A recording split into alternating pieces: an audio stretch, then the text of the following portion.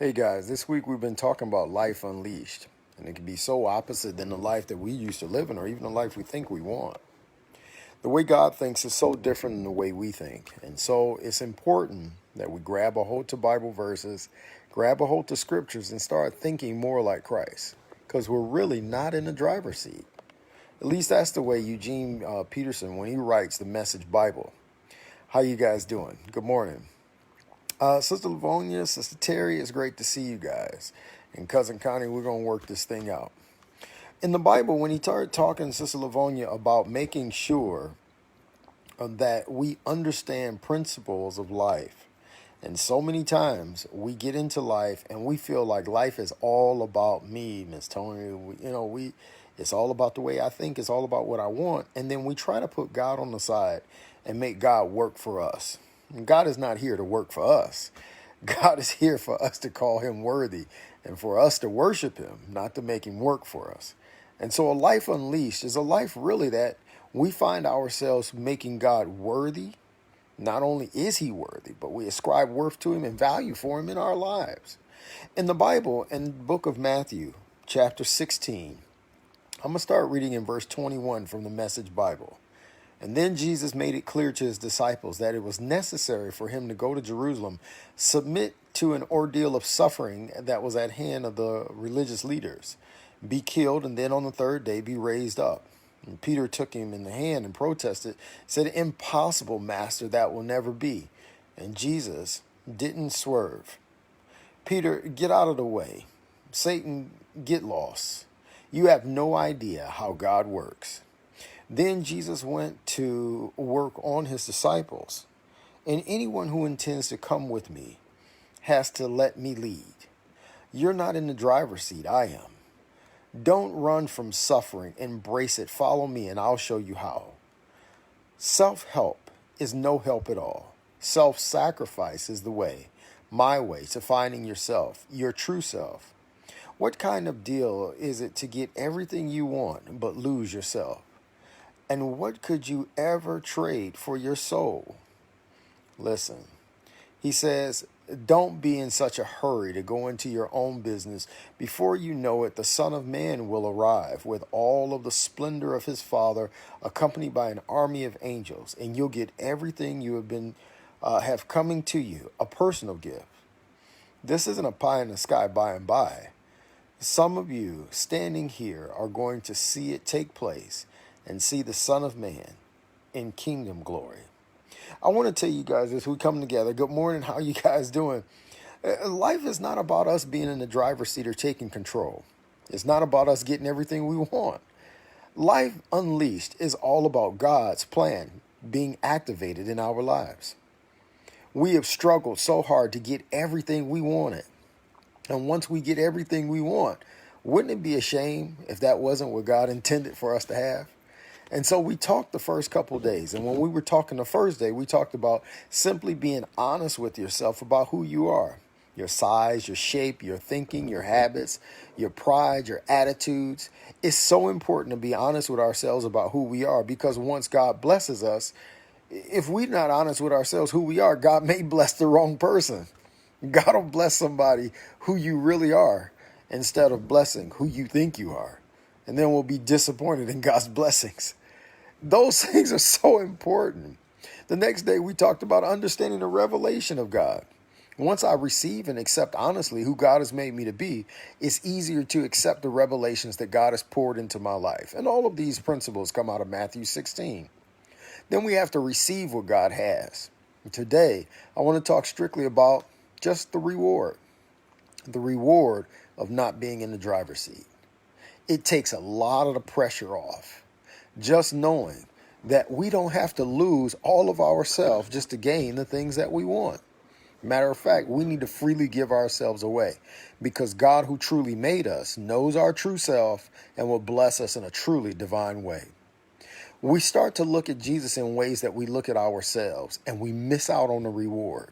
We're like Peter oftentimes because we don't want to go through punishment. We don't want Christ to go through punishment and sacrifice for us. Think about that. Because I don't want to go through suffering. I don't want Jesus to go through suffering for me. I don't think like that. And that was Peter.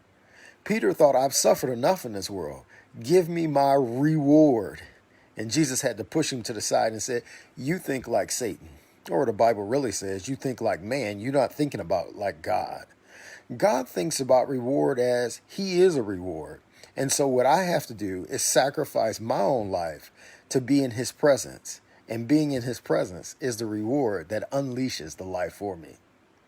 That is not the way the world thinks. The world thinks, give me mine, let me have mine, and then you get yours. God is not a God like that. God is a God who simply says, if you will come unto me, all you who are weary and heavy laden, I'll give you rest. Take my yoke upon you and learn of me, for I am meek and lowly of heart, and you'll find rest for your soul. God calls people out of a nation of Egypt where they were beaten and made to be slaves, trying to acquire and get everything they wanted, from the time of drought through all the time of slavery where they couldn't get free. He didn't call them out so that they can live lives that they wanted to. He didn't call the Israelites out of Egypt so they could be doctors, lawyers, and be movie stars. He called them out of Egypt for one specific purpose.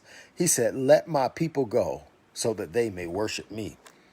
When was the last time you honestly let your dreams and things go so you could get up and worship God? We don't even let our fears go so we can worship God. A great test is when we get up to worship God, how are we doing with our tithes and offering? Oh, I'm just speaking to myself. I know I struggle with tithes and offering because I say, you know what? I've worked so hard for this money. I got so many plans for this money. But you know what? God also has plans. God has plans for us to reach a world with his gospel. And so that we need to organize. And to organize, we need resources to not only organize, but advertise and stabilize. And he's looking for us to take those resources and put them in a pot together so that we can reach a broader group of people. Man. And so too many times I'm trying to hold on to the things for myself. And I'm simply saying, you know what? I don't have to sacrifice. That's not going to happen. And I got to be able to tell myself, like Jesus told Peter, get behind me, Satan. For you don't think about the things of God, but you think about the things of man. I know this is nobody but me. How many times do you have to tell yourself, you know what? I think like God. We generally don't do that. Most times we think like man. We think about degrees, we think about wealth, we think about riches, we think about independence, we think about I'm the boss, we think about how much money we have or don't have, and the ease and pressures of this world and this life. We don't think about God the way God thinks about God. And so when Jesus promotes his ideal that I have to go to the church and the church leaders have to kill me so that you all can be set free from your sins, Peter said, oh no, that's not going to happen. And Jesus has to straighten him out real quick and say, listen, Satan, get behind me. It's necessary that I do these things so that God can be glorified in my life.